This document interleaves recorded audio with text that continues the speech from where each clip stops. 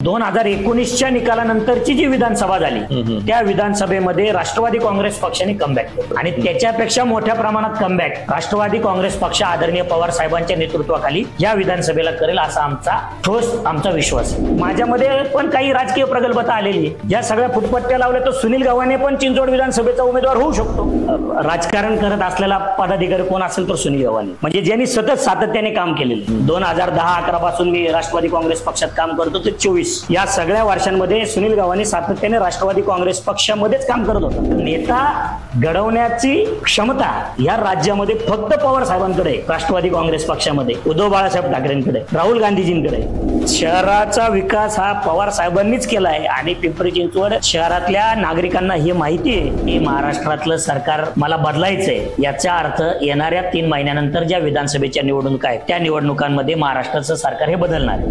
नमस्कार, मी Avinash चिलेकर, PCB today मध्ये आपणा सर्वांचं स्वागत आहे। पीसीबी कट्टामध्ये राज्याच्या आगामी विधानसभा निवडणुकी संदर्भात आपण आता चर्चा करतो। लोकसभा हा चॅप्टर संपलेला आहे। विधानसभेमध्ये 288 जागा आहेत। लोकसभा निवडणुकीचे निकाल जर पाहिले आपण तर 48 पैकी 30 जागा महाआघाडीला मिळालेल्या आहेत। महाआघाडी संदर्भामध्ये जी परिस्थिती आहे ती पाहिल्यावरती महाआघाडीचे सर्व नेते आता सांगतायत, म्हणजे शरद पवार, नाना पटोले किंवा उद्धव ठाकरे यांचं म्हणणं असं आहे की as it is super impose विधानसभेला होईल। म्हणजे थोडक्यामध्ये त्यांना 30 जागा मिळाल्यात। एका लोकसभेसाठी साधारण 6 विधानसभा मतदारसंघ असतात। 6 18 188 80 पर्यंत जागा आम्हाला मिळतील असं त्यांचं कॅल्क्युलेशन आहे। नेमकी परिस्थिती काय आहे या संदर्भात आपण चर्चा करणार आहोत। प्रामुख्याने राष्ट्रवादी काँग्रेस शरदचंद्र पवार या पक्षा संदर्भामध्ये आज आपण बोलणार आहोत। महाराष्ट्रामध्ये काय परिस्थिती आहे, पुणे जिल्ह्यामध्ये काय परिस्थिती आहे, पिंपरी चिंचवडला काय आहे आणि प्रामुख्याने पिंपरी चिंचवड शहरातील 3 मतदारसंघ आणि शेजारचा मावळ मतदारसंघ याच्याबद्दल आपण बातचीत करणार आहोत। अन्य पक्षांबद्दल आपण वेळोवेळी बोलत असतो। या पक्षाचं नेमकं या शहरामध्ये, या राज्यात, या जिल्ह्यामध्ये काय स्थान आहे, खरंच त्यांची तितकी क्षमता आहे का? राष्ट्रवादी काँग्रेस शरदचंद्र पवार यांना 48 पैकी 7 लोकसभा मतदारसंघामध्ये यश मिळालेलं आहे। हे सुद्धा पूर्वीपेक्षा मोठं यश आहे। त्यामुळे शरदचंद्र पवार ही ताकद काय आहे ही पश्चिम महाराष्ट्राला माहिती आहे, राज्याला माहिती आहे। प्रामुख्याने बारामतीच्या ज्या निवडणुका, बारामती लोकसभा सुप्रिया सुळे या खासदार झाल्या, अजित पवार यांच्या मिसेस सुनेत्रा पवार यांचा पराभव केला, तिथे दिसून आलं की शरद पवार काय आहेत। पवार साहेब गेले 60 वर्ष महाराष्ट्राच्या राजकारणामध्ये एक जादूगार आहेत। त्यांची जादू आजही कायम आहे। आता शरद पवारांची ही जादू विधानसभेत चालते की नाही त्याच्याबद्दल बोलणार आहोत। परवाच पत्रकारांना बोलताना पवार साहेबांनी सांगितलेलं आहे थोडे 4 महिने थांबा, मला राज्यातलं सरकार बदलायचं आहे। पवारांच्या त्या विधानावरती राजकारणामध्ये पुन्हा एकदा खळबळ माजली। सुरुवातीला लोकसभेला वाटलं होतं की पवार साहेब काय करू शकतील, त्यांनी दाखवलं काय केलं ते। आता विधानसभेला ते काय करणार आहेत त्या संदर्भात आपण जाणून घेणार आहोत। या संदर्भात चर्चा करण्यासाठी माझ्याबरोबर आहेत सुनीलजी गव्हाणे। सुनीलजी, आपलं स्वागत आहे। सुनीलजी गव्हाणे हे महाराष्ट्रामध्ये विद्यार्थी दशेपासून राष्ट्रवादी काँग्रेसमध्ये, राष्ट्रवादी काँग्रेसच्या स्थापनेपासून त्यांनी राष्ट्रवादी काँग्रेस विद्यार्थी संघटना या राज्यामध्ये बांधणीचं फार मोठं काम केलेलं आहे। आणि आता राष्ट्रवादी काँग्रेसची ज्यावेळी विभागणी झाली त्यावेळेस शरदचंद्र पवार साहेब यांच्याबरोबर सुनील गव्हाणे यांनी राज्याचा दौरा केला आणि युवक संघटना, विद्यार्थी संघटना याचं फार उत्कृष्ट संघटन केलेलं आहे। अत्यंत मुद्देसूद बोलतात, एक फरडे वक्ते आहेत, अभ्यासू वक्ते आहेत। सुनीलजी, मला सांगा, राज्यामध्ये नेमके पवार साहेब परवा जे बोलले की जशी लोकसभेला यश मिळालं तसंच विधानसभेलाही मिळेल, नेमकं मला ते थोडं जरा स्पष्ट करू शकता? कसं आहे, आपण पाहिलंय पवार साहेबांची संपूर्ण कारकीर्द, तर महाराष्ट्राच्या राजकारणाला दिशा देण्याचं काम जर कोणी केलं असेल तर गेले 50-60 वर्ष हे आदरणीय पवार साहेबांनी केले। बरोबर। ज्यावेळेस पवार साहेब म्हणतात की महाराष्ट्रातलं सरकार मला बदलायचंय, याचा अर्थ येणाऱ्या 3 महिन्यानंतर ज्या विधानसभेच्या निवडणुका आहेत त्या निवडणुकांमध्ये महाराष्ट्राचं सरकार हे बदलणार आहे। अच्छा, अगदी इतकं ठोसपणे? हे ठोस आहे। त्याच्यामध्ये आपण पाहिलं की 2014 पासून भारतीय जनता पक्षाने ज्या पद्धतीने केंद्रामध्ये प्रचंड खोटं बोलून, जाहिरातींचा वारेमाप वापर करून, खोटी आश्वासनं देऊन सत्ता हस्तगत केली, त्यानंतर 2019ला तेच झालं. लोकांना असं वाटलं की बाबा नाही, आपण पुन्हा एकदा विश्वास ठेवू, अजून 5 वर्ष हे कमी आहेत, एखाद्या माणसाला काम करण्यासाठी अजून थोडा काळ दिला पाहिजे. पुलवामाचा त्यावेळेस प्रसंग घडला होता. बरोबर. या सगळ्या पार्श्वभूमीवर त्या निवडणुका झाल्या आणि त्याच्यामुळं 2019चा निकाल लागला. पण 2019च्या निकालानंतरची जी विधानसभा झाली त्या विधानसभेमध्ये राष्ट्रवादी काँग्रेस पक्षाने कमबॅक केलं.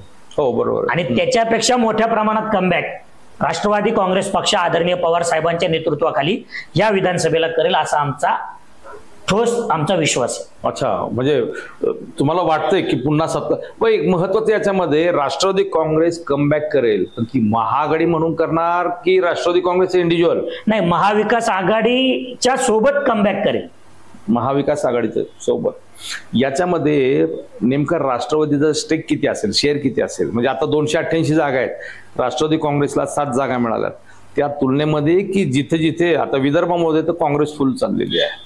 तुम्ही खाली कोकणामध्ये शिवसेना तिथून नेस्तराभूत झाली, भाजप तिथे आलं, 2 जागा आल्यात. मुंबईची परिस्थिती पाहिली तर मुंबईमध्ये बऱ्यापैकी महाआघाडीने म्हणजे शिवसेनेने तिथे बऱ्यापैकी त्यांचं स्थान राखलेलं आहे. ठाणे वगैरे तो पट्टा पाहिला तर तिथे शिंदे गटाने हे केलेलं आहे. ओव्हरऑल संपूर्ण राज्याचं जर पिक्चर पाहिलं, मराठवाड्यामध्ये पाहिलं तर मराठवाड्यामध्ये सुद्धा महायुतीला फटका बसला, महाआघाडीला बऱ्यापैकी जागा मिळालेल्या आहेत. पश्चिम महाराष्ट्रामध्ये सुद्धा तीच परिस्थिती आहे. अशी काही पॉकेट्स राष्ट्रवादी काँग्रेसने शोधून ठेवली आहेत, कोणकोणती आहेत अशी? कसं आहे, तुम्ही जसं म्हणालात तसं की राष्ट्रवादी काँग्रेस पक्षाने कमी जागा यावेळेस लढल्या. याचं कारण असं आहे की ज्या वेळेस देशावर संकट आहे, देशाची लोकशाही धोक्यात आहे, त्यावेळेस महाविकास आघाडी म्हणून आपण एकत्र आलं पाहिजे असं राहुलजी गांधींना वाटलं. राहुलजी गांधी असतील, उद्धवजी ठाकरे असतील, पवार साहेब असतील, यांना वाटलं. आणि मग देशाचं संकट पहिलं दूर झालं पाहिजे, त्या अनुषंगाने सगळ्यांनी एक समजदारीची भूमिका या निवडणुकीमध्ये घेतली. आणि मग राष्ट्रवादी काँग्रेस पक्षाने ठरवलं की आपण जाणीवपूर्वक कमी जागा या निवडणुकीला घ्यायच्या, पण ज्या जागा आपण घेऊ त्या ताकदीने लढायच्या. अच्छा. आणि त्याचा परिणाम आपल्याला निकालामध्ये दिसतोय की 10 जागा घेतल्या आणि 8 जागा निवडून आल्या.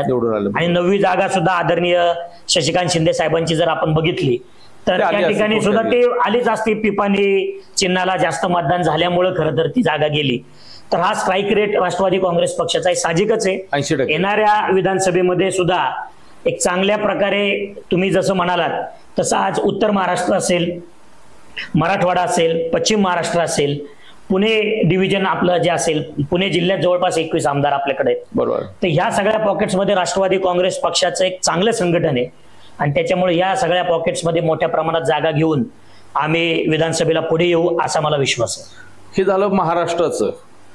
पुणे जिल्हा म्हटल्यावर शरद पवार, आणि शरद पवारांनी संपूर्ण सूत्र अजित पवारांकडे दिली होती. त्याच्यामुळं पुणे जिल्ह्यामध्ये पालकमंत्री म्हणून किंवा उपमुख्यमंत्री म्हणून अजित पवारांनी गेले 20 वर्षामध्ये जे स्थान त्यांचं निर्माण केलेलं आहे, इथलं संपूर्ण 21 आमदार आहेत. 21 आमदारापैकी शरद पवारांकडे मला वाटतं 1-2 वगळले तर बाकी सर्व आमदार अजितदादांकडे आहेत. मग अशा परिस्थितीमध्ये जिल्ह्यामध्ये तुमचं स्थान काय? जिल्ह्यामध्ये स्थान हे चांगलं आहे. तुम्ही जसं म्हणला की पुणे जिल्हा म्हणजे शरद पवार. तर गेली जी आता लोकसभा निवडणूक झाली त्या लोकसभेच्या निवडणुकीमध्ये काय दिसलं? पुणे जिल्हा म्हणजे शरद पवार साहेब. आज बारामती लोकसभा आणि शिरूर लोकसभा दोन्ही लोकसभा या शरद पवार साहेबांच्या उमेदवाराला निवडून देण्याचं काम इथल्या पुणे जिल्ह्यातल्या नागरिकांनी केलंय. बरोबर. पुणे जिल्ह्यातला मॅक्झिमम पार्ट म्हणजे 2 विधानसभा जर सोडल्या, चिंचवड आणि पिंपरी आणि मावळ, या 3 विधानसभा सोडल्या तर बाकी सगळ्या ठिकाणी पुणे जिल्ह्यातल्या उमेदवारालाच, पवार साहेबांच्या उमेदवाराच्या पाठीमागे लोक उभी राहिली. अगदी मावळमध्ये जरी बघितलं आपण तर संजय वागेरे पाटलांना झालेलं मतदान फार कमी फरक, आप्पा बारणे आणि संजय 5,000चा फरक आहे. त्याच्यामुळे पुणे जिल्ह्यातला मतदार हा पवार साहेबांच्याच पाठीमागे होता आणि आजही तो तेथेच आहे. त्याच्यामुळे विधानसभेच्या निवडणुकीमध्ये त्याचा मोठा परिणाम सगळ्यांना बघायला मिळेल. पिंपरी चिंचवड शहरामध्ये मूळ सुरुवातीला गेली जी आता लोकसभा निवडणूक झाली त्या लोकसभेच्या निवडणुकीमध्ये काय दिसलं? पुणे जिल्हा म्हणजे शरद पवार साहेब. आज बारामती लोकसभा आणि शिरूर लोकसभा दोन्ही लोकसभा या शरद पवार साहेबांच्या उमेदवाराला निवडून देण्याचं काम इथल्या पुणे जिल्ह्यातल्या नागरिकांनी केलंय. बरोबर. पुणे जिल्ह्यातला मॅक्झिमम पार्ट म्हणजे 2 विधानसभा जर सोडल्या, चिंचवड आणि पिंपरी आणि मावळ, या 3 विधानसभा सोडल्या तर बाकी सगळ्या ठिकाणी पुणे जिल्ह्यातल्या उमेदवारालाच, पवार साहेबांच्या उमेदवाराच्या पाठीमागे लोक उभी राहिली. अगदी मावळमध्ये जरी बघितलं आपण तर संजय वागेरे पाटलांना झालेलं मतदान फार कमी फरक, आप्पा बारणे आणि संजय 5,000चा फरक आहे. त्याच्यामुळे पुणे जिल्ह्यातला मतदार हा पवार साहेबांच्याच पाठीमागे होता आणि आजही तो तेथेच आहे. त्याच्यामुळे विधानसभेच्या निवडणुकीमध्ये त्याचा मोठा परिणाम सगळ्यांना बघायला मिळेल. पिंपरी चिंचवड शहरामध्ये मूळ सुरुवातीला शरद पवारांची ताकद होती. शरद पवारांनी बारामती लोकसभा मतदारसंघात जुना असताना 2009 पूर्वी त्यावेळेस बारामती लोकसभा मतदारसंघात पवारांनी ज्या काही 5-6 निवडणुका लढवल्या लोकसभेच्या, त्याच्यामध्ये पिंपरी चिंचवडकरांनी भरपूर साथ दिली होती. पण नंतरच्या काळात सर्व सूत्र ही अजित पवारांकडे दिली. त्यामुळे हे शहर अजित पवारांच्या नावाने ओळखलं जातं. पिंपरी चिंचवडची डेव्हलपमेंट कोणी केली तर अजित पवारांचं नाव पुढे येतं. मग अशा परिस्थितीमध्ये या शहरातले 3 विधानसभा मतदारसंघ आहेत, चिंचवड, पिंपरी, भोसरी. शरदचंद्र पवार गटाचा इथं उमेदवार तरी आहे का हो? ताकद सोडा, उमेदवार तरी कोणी तुम्हाला शोधून सापडून तरी मिळणार? खरं तर या तुमच्या वाक्यावर आक्षेप आहे की शरदचंद्र पवार साहेबांची ताकद पिंपरी चिंचवड शहरात होती, असं नाहीये. शरदचंद्र पवार साहेबांची ताकद या पिंपरी चिंचवड शहरामध्ये आजही आहे, ती सातत्याने राहिलेली आहे. फक्त बघण्याचं परसेप्शन लोकांचं बदललेलं आहे. सुरुवातीला पवार साहेब शहरामध्ये लक्ष घालत होते, तेव्हा ताकद होती. त्याच्यानंतर अजितदादांना लक्ष घालायला आदरणीय पवार साहेबांनी सांगितलं, त्याच्यामुळे राष्ट्रवादी काँग्रेस पक्षाची ताकद पिंपरी चिंचवड शहरामध्ये होती. तर ती पवार साहेबांकडे बघूनच लोक मतदान करत होती. आपण जसं म्हणतोय की या पिंपरी चिंचवड शहराचा विकास झालाय का, तर नक्कीच झालाय. कोणी केला तर तो राष्ट्रवादी काँग्रेस पक्षाने केला. या पिंपरी चिंचवड शहरामध्ये JNNURM या माध्यमातून जो मोठ्या प्रमाणात निधी आला 2014च्या अगोदर, मनमोहन सिंग पंतप्रधान, मनमोहन सिंग साहेब पंतप्रधान असताना, त्या निधीतून हे पिंपरी चिंचवड शहराचा विकास झालाय. आणि हा शहराचा विकास होताना केंद्रामध्ये कोण होतं तर पवार साहेब होते.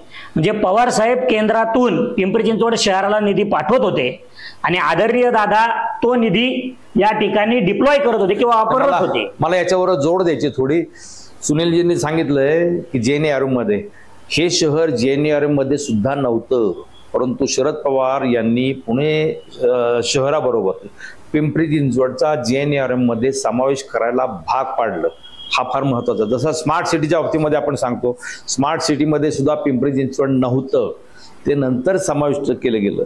तसं JNRM मध्ये हे मान्य करायला पाहिजे की शरद पवार साहेबांनी पिंपरी चिंचवड शहर आता माझ्यापेक्षा तर आपण सगळे सिनियर आहात, या शहरातल्या जुन्या लोकांना माहिती, कदाचित नवीन मुलांना माहिती नसेल.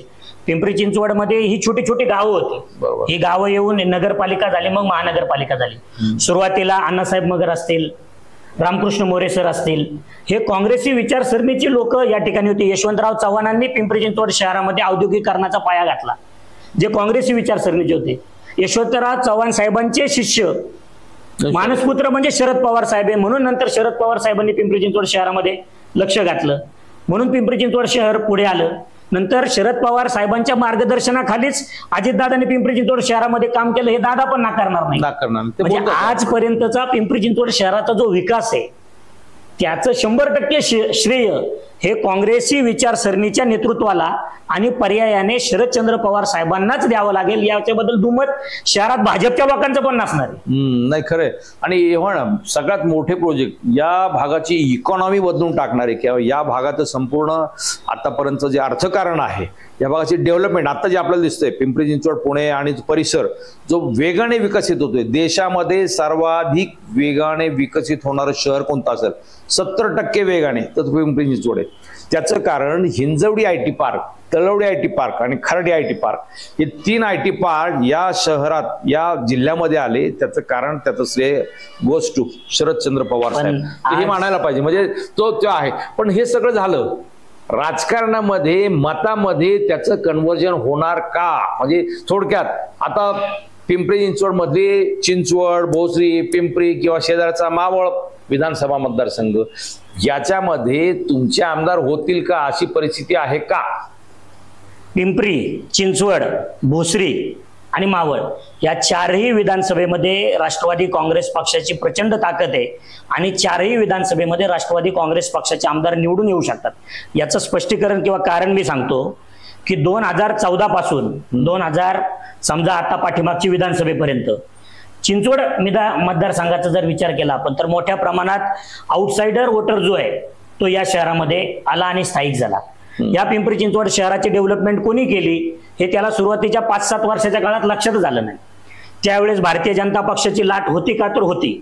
2014ला 2019ला आपण बघितलं की देशात आणि राज्यात चांगले चांगले दिग्गज लोक पडले बरोबर. तर एक जो शिफ्ट वोटर जो आहे तो त्यावेळेस भारतीय जनता पक्षाकडे शिफ्ट झाला आणि म्हणून त्याचं परिवर्तन चिंचवडच्या किंवा भोसरीच्या मतदारसंघामध्ये आपल्याला दिसलं. पण जर आपण मतदानाची आकडेवारी पाहिली तर जवळपास चिंचवड विधानसभेमध्ये 1 लाखाच्या आसपास मतदार हा राष्ट्रवादी काँग्रेस पक्षाचा आणि उद्धव बाळासाहेब ठाकरे साहेबांचा कोर वोटर आहे.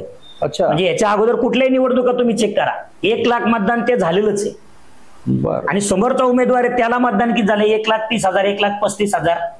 मागच्या इलेक्शनला 2019ला 1,12,000 इकडे झालं. महाविकास आघाडी किंवा पवार साहेबांच्या नेतृत्वात ज्यांनी इलेक्शन लढली त्यांच्या आणि तिकडे पलीकडच्या भाजपच्या उमेदवाराला 1.5 लाख झालं. बरोबर. म्हणजे साधारणतः तिथे 30-35 हजाराचा समजा फरक राहिला असेल. आता जी नाना काटेंची इलेक्शन झाली त्याच्यामध्ये किती पोटनिवडणूक झाली तिथेही 35,000 झालं. म्हणजे 30 ते 35,000 मतदार हा ठरवतोय की कोण आमदार होणार चिंचवड विधानसभेमध्ये. तर तो 30 ते 35% मतदारांनीच आता ठरवलंय जो भारतीय जनता पक्षाकडे शिफ्ट झाला होता. अच्छा. त्यांचं सगळं जाहिरातबाजी बघून पण तो मतदाराच्या मनामध्ये प्रचंड फसवल्याची भावना आज आहे आणि त्याच्यामुळे या 4ही मतदारसंघामध्ये राष्ट्रवादी काँग्रेस पक्षाचा आमदार होऊ शकतो.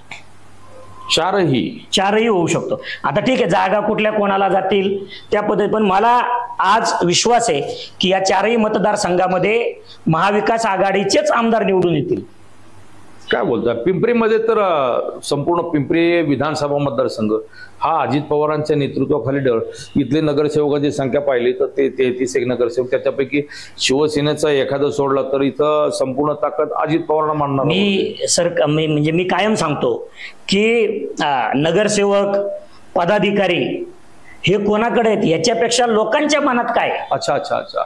याला राजकारणामध्ये सगळ्यात जास्त महत्व असतं. आज आपण लोकसभेच्या निवडणुकांमध्ये बघितले की दिग्गज म्हणजे अगदी मंत्री माजी मंत्री असलेले लोक आहेत. आज नगरची लोकसभा तुम्ही बघा, बीडची लोकसभा तुम्ही बघा, भिवंडीची लोकसभा तुम्ही बघा, काय चित्र दिसलं. बारामतीची लोकसभा तुम्ही बघा, शिरूरची लोकसभा काय चित्र दिसले. समोर सगळे दिग्गज होते ना. त्यांच्यासोबत प्रचंड लवाजमा होता, मोठे अर्थकारण होतं, पॉलिटिकल इन्फ्रास्ट्रक्चर होतं, त्यांच्याकडे पदाधिकारी होते, त्यांच्याकडं पक्षफुटीनंतर सगळ्यात मोठ्या संख्येने त्यांच्या बाजूला गेले. पण परिस्थिती काय की लोक मतदार आजही शरद पवार साहेब या एकाच नावावर महाराष्ट्रातल्या मतदाराचा विश्वास आहे. अच्छा. म्हणजे जरी ते आपल्याला चित्र दिसलं असेल की अजित पवार हा फुगा आहे तो लोकसभा निवडणुकीत फुटलाय. आता नव्याने त्याच्यात हवा भरायचं काम चालू आहे पण तो सुद्धा विधानसभेत फुटणार आहे. हे म्हणजे सरळ आहे ना. त्याच्यात अनालिसिस वेगळं. आज कुठल्याही माणसाला तुम्ही विचारलं तरी तो सांगेल. म्हणजे पिंपरी चिंचवड शहर पुन्हा शरद पवार यांच्या ताब्यात जाणार असं तुम्हाला म्हणायचंय. शरद पवार साहेबांच्याच ताब्यात होतं ताब्यात राहील. मध्यंतरीच्या कालामध्ये ठीक आहे 17ची निवडणूक झाली आणि 17 नंतर मध्ये 5 वर्ष भारतीय जनता पक्षाकडे ते गेलं. पण त्यातही बघितलं तर मोठ्या प्रमाणात पवार साहेबांचेच कार्यकर्ते सगळे. भारतीय जनता पक्षाचा कार्यकर्ता कुठे आहे आज. मला उलट त्यांच्याबद्दल वाईट वाटतं भारतीय जनता पक्षाच्या कार्यकर्त्या नेत्यांबद्दल. ते कुठे आहेत पिंपरी चिंचवड शहरात कोणच नाही ना. त्यांची अवस्था एकदम झाकळले गेले. झाकळले मग ते त्यांचा प्रेझेन्सच नाहीये. त्यांचे नेते पण पवार साहेबांचेच कार्यकर्ते आहेत ना. त्याच्यामुळे नेता घडवण्याची क्षमता या राज्यामध्ये फक्त पवार साहेबांकडे, राष्ट्रवादी काँग्रेस पक्षामध्ये, उद्धव बाळासाहेब ठाकरेंकडे, राहुल गांधीजींकडे. आणि त्याच्यामुळे आम्हाला कार्यकर्त्यांना अजिबात चिंता नाही की आम्हाला माहिती आहे की आमचा उमेदवार शरद पवार साहेब आहेत. अच्छा. त्याच्यामुळे तुम्ही आता आम्हाला विचाराल की चिंचवड विधानसभेत तुम्हाला उमेदवार कोण. मला माझा पुढचा प्रश्न तोच आहे. तुमच्या मनातला तोच प्रश्न आहे. 3 विधानसभा मतदारसंघामध्ये मला संभाव्य उमेदवारांची नावं सांगू शकता का. आता मी भाजपच्या बाबतीत सांगू शकतो, राष्ट्रवादीच्या बाबतीत सांगू शकतो की भाजपच्या बाबतीमध्ये तिकडे अश्विनी जगताप आहेत, त्या उमेदवार असू शकतील. तिथे आणखीन उड्या पडतायत. त्यांचे धीर शंकर जगताप हे उमेदवारी मागतायत. समजा जगताप फॅमिलीच्या बाहेरचा द्यायचा, शत्रुघ्न काटेंचं नाव तिथे पुढे येतंय. राष्ट्रवादी काँग्रेसच्या बाबतीमध्ये सुद्धा तिथे 101 भाऊसाहेब भोईर यांचं नाव आहे. प्रशांत शितोळेंचं नाव आहे, चंद्रकांत नाकाजेंचं नाव आहे, मोरेश्वर भोंडवेंचं नाव आहे. म्हणजे त्यांच्याकडे नावं सांगा. तुमच्याकडे मला सांगा, चिंचवड विधानसभा मतदारसंघामध्ये उमेदवार कोण? मी सुनील गावाने चिंचवड विधानसभा मतदारसंघाचा उमेदवार होऊ शकतो. अच्छा, का होऊ शकत नाही? आज पिंपरी चिंचवड शहरामध्ये राष्ट्रवादी काँग्रेस पक्ष, शरदचंद्र पवार या पार्टीमध्ये सगळ्यात जास्त काळ राजकारण करत असलेला पदाधिकारी कोण असेल तर सुनील गावाने. बरं.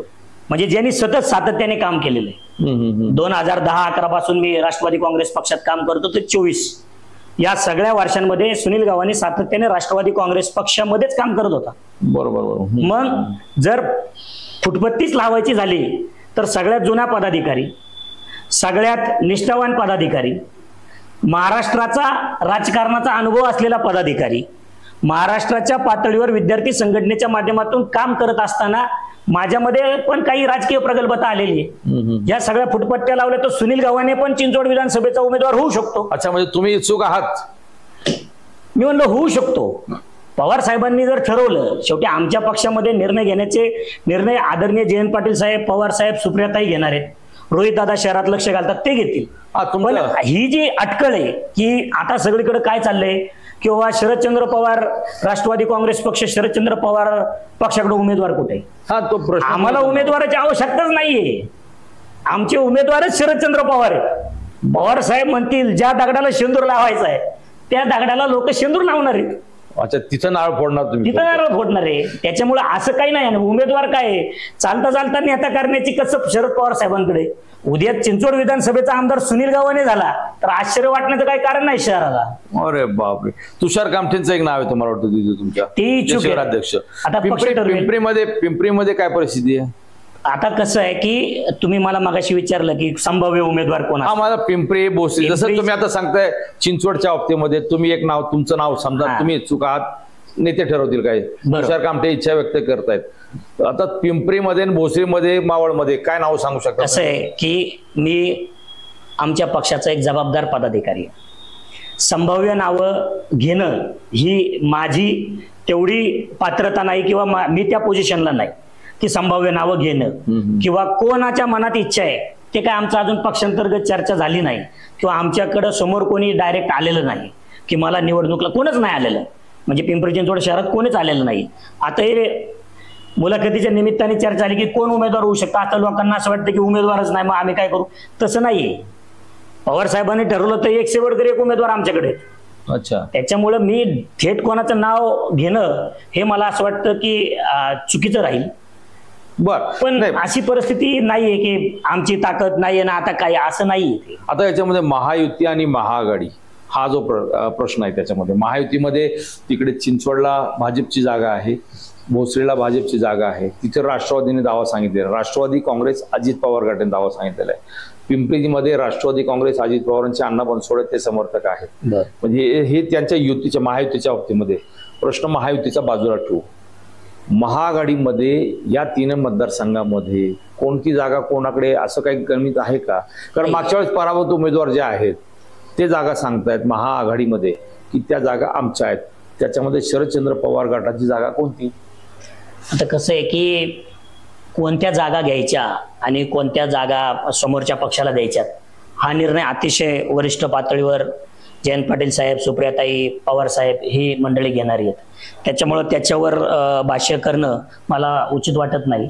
पण माझं असं स्पष्ट मत आहे की चिंचवड असू द्या, पिंपरी असू द्या, भोसरी असू द्या किंवा मावळ असू द्या, आपण पुणे जिल्ह्याबद्दल बोलतोय समजा, तर या 4ही जागांवर राष्ट्रवादी काँग्रेस पक्ष निवडून येऊ शकतो अशी आज परिस्थिती आहे. आता याच्यातलं कुठल्या जागा घ्यायच्या, कुठल्या सोडायच्या ते सगळं शेवटी साहेब ठरवतील. पण नावं आहेत तुमच्याकडे असे? हो, मी सांगितलं ना तुम्हाला. म्हणजे नावाची काय आवश्यकता आहे, माझा प्रश्नच आहे की नावाची आवश्यकता काय? शरदचंद्र पवार साहेब हेच हे किंबहुना आज माझी मुलाखत बघून उद्या कदाचित आमच्यातले प्रचंड लोक इच्छुक होतील. अच्छा. कारण या परसेप्शनने विचार कदाचित काहींनी केला नसेल, काहींनी केला असेल पण कुठं बोलले नसतील.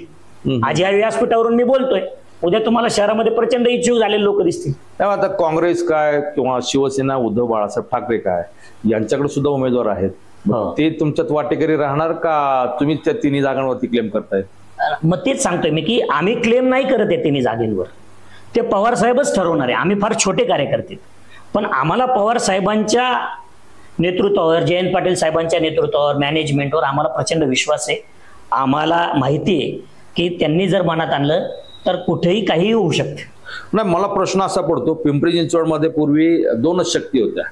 एक भाजपची फार मोठी ताकद, कारण भाजप 2017ला इथं सत्तेत आली.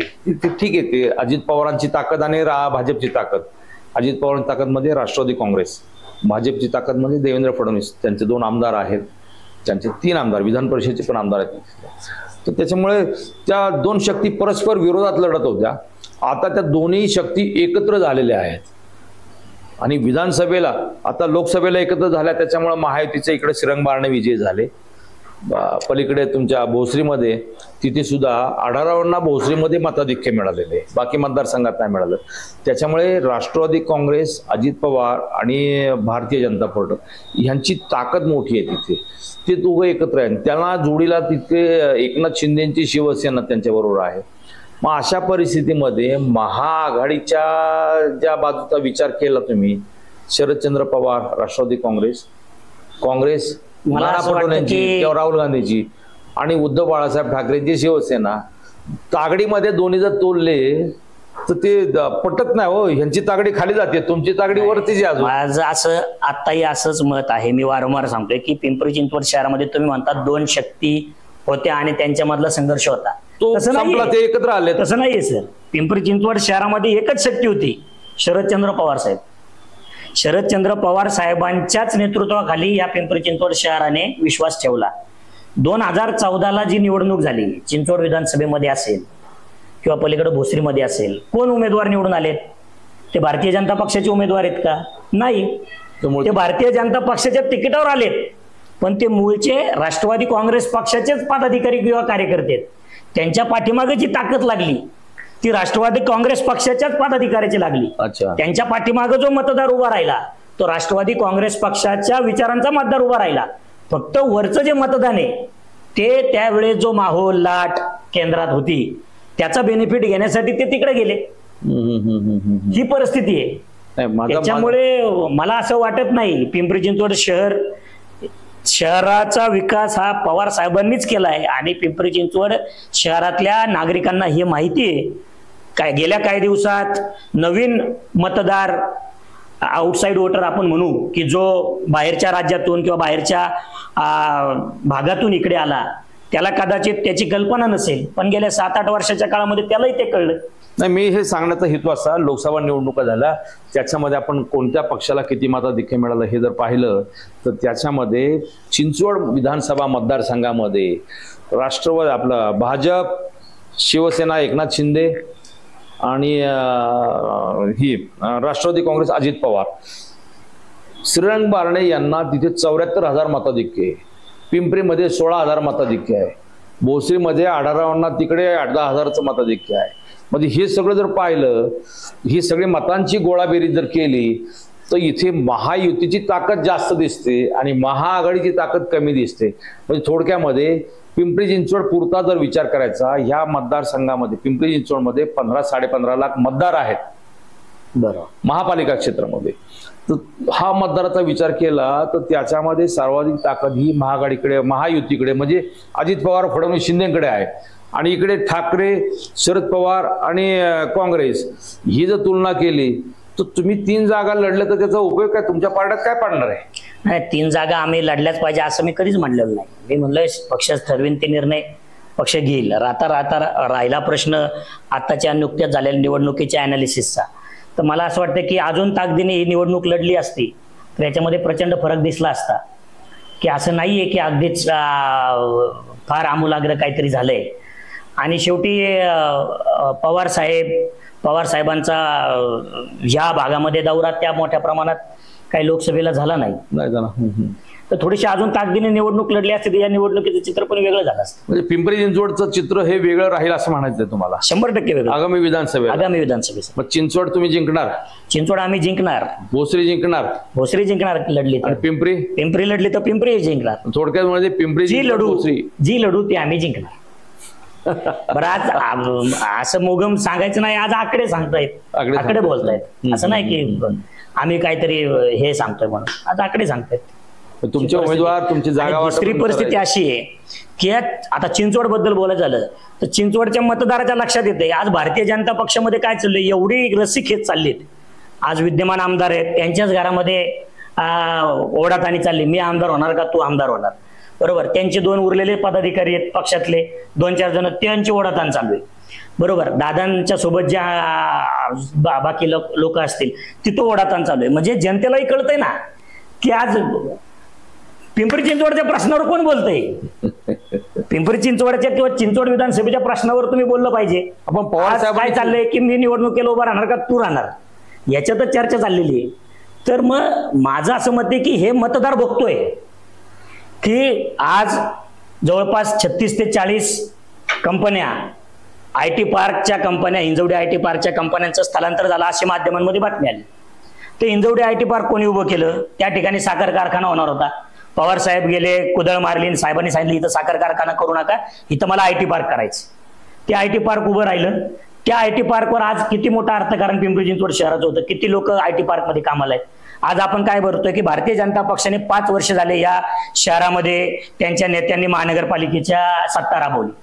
IT पार्क जाण्याचं प्रमुख कारण काय, ट्रॅफिक. का नाही तुम्ही ट्रॅफिकला कंट्रोल करू शकले, का नाही तुम्ही त्यासाठी उपाययोजना करू शकले. आमदारांना काय करायचंच नाहीये, आमदारांना फक्त आपले नातेवाईक, आपले टेंडर, आपलं सगळी गोळाबेरीज याच्यातच आहे. जनतेचे प्रश्न आहे. आज शहराची इकॉनॉमी ढासळतीये. आज खरं तर दुर्दैव आहे की आमच्या शहराच्या लगत असलेलं हिंजवडी IT पार्क चाललंय, किती मोठे दुर्दैव आहे. शेवटी पवार साहेबांनी परवा सांगितलं की त्या सगळ्या कंपन्यांचे प्रमुख पवार साहेबांकडे गेले. साहेब म्हणले आम्ही एक मराठा चेंबर ऑफ कॉमर्स आणि आम्ही आणि आपले मगर साहेब, सुप्रियाताई, या सगळ्यांची एकत्रित बैठक आपण घेऊ, त्या कंपन्यांच्या काय अडचणीत बघू आणि त्यांना मार्ग काढून त्यांचं स्थलांतर थांबू. शेवटी मदतीला कोण आलं, शरद पवारच आलेत ना. मग पवार साहेबांचं हे काम चिंचवड असेल किंवा चिंचवड मधले लोक बघतायत. अच्छा अच्छा अच्छा, पण अजितदादा आहेत की त्याच्यामध्ये, असं काय अजितदादांनी पण लक्ष घातलं ना. कुठं बातमी दाखवा मला, लक्ष घातले, मिटिंग घेतली त्याची, पवार साहेबांनी पुढाकार घेतला याची तर बातमी आली परवा दिवशी. तर या शहरामध्ये अजितदादांचा शब्द चालणार की शरद पवारांचा चालणार?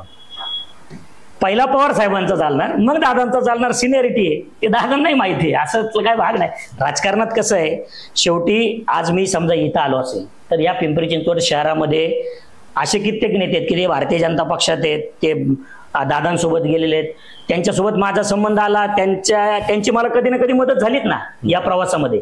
मग मी असं म्हणू शकत नाही की माझा शब्द चालणार. शेवटी माझ्या राजकीय प्रवासामध्ये ज्यांनी ज्यांनी मला सहकार्य केलं त्यांच्याबद्दलची कृतज्ञता माझ्या मनात आहेच आहे. बरोबर, तशी ती दादांच्याही मनात आहे, हे जाहीर आहे. दादांनी जाहीर परवाच्या पण वर्धापन दिनाच्या भाषणामध्ये जेव्हा साहेबांचा उल्लेख आला तर ते गैवरले खरे. तर तसं मला काही वाटत नाही की पवार साहेब लोक साहेबांकडे बघतायत. राष्ट्रवादी काँग्रेस पक्ष शहरातल्या जागा ह्या दादांच्या की साहेबांच्या असतील? साहेबांच्या असतील. धन्यवाद सुनीलजी, आपण इथे आलात. राष्ट्रवादी काँग्रेस शरदचंद्र पवार यांची पिंपरी चिंचवड पुरती नाही तर राज्या आणि जिल्ह्यामध्ये जी काय भूमिका आहे त्या संदर्भात आपण भाष्य केलं. खूप खूप धन्यवाद. धन्यवाद.